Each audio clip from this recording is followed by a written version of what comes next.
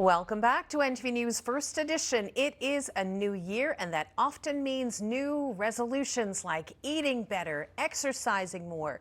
But why is it so difficult to keep most of the resolutions we make? Well, to answer that question and more, here is Dr. Janine Hubbard with this edition of Get Psyched with Dr. Janine. Happy New Year. Good to see you. Well, Happy New Year to you as well. Have you made any resolutions, Dr. Hubbard? Do you know what? Because I think I've fallen into the trap, like a lot of people, of, coming up with good intentions and good ideas. I'm treating New Year's more as, a chance for some retrospection and some looking at what's going really well, what are the things I'm really happy with, and maybe contemplating what are some of the things that, maybe need some improvement. But I'll be honest, January, at least for me, isn't always the best month to try to make, changes.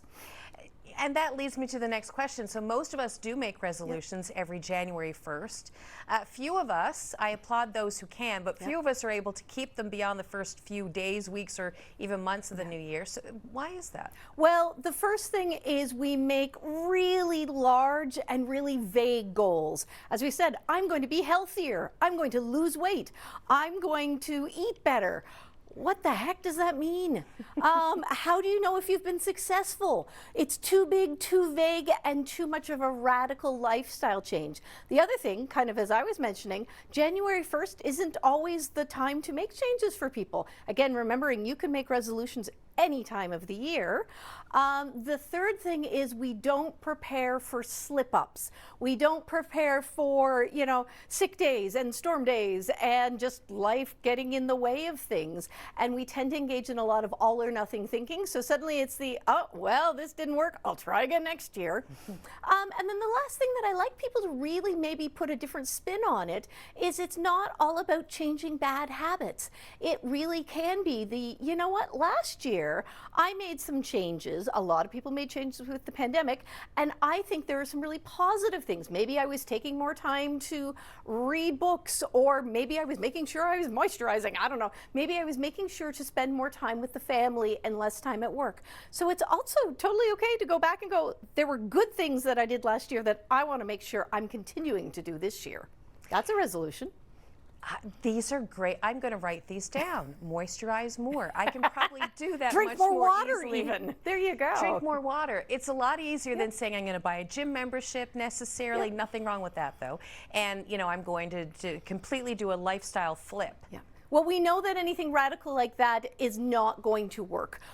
First of all, you never want to deprive yourself of something because, again, we know that that's not going to happen. But if you do a bit of a substitution, let's say, I'm going to, I want to reduce the caffeine that I'm having. So I'm going to have one of my cups of coffee that's half decaf and half caffeinated. That is a measurable, quantifiable goal that you can look at and go, okay, after a week, I managed to do that 3 out of the 5 days. That's not bad. Next week, let me try for 4 out of the 5 days. Keep it small, keep it manageable, and if you can, make yourself accountable. The more publicly you announce something or get a buddy who's going to do something with you, the more likely you are to have some success with it. I will moisturize more.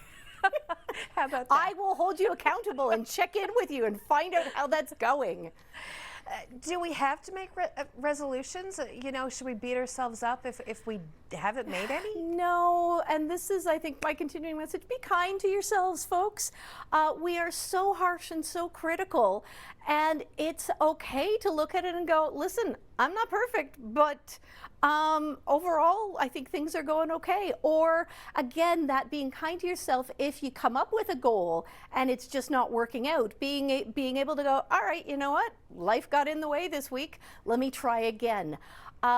You only want to be doing these things if it's something that is internally motivating for yourself, not because you're feeling any pressure, not because everybody's asking, well, it's January 1st.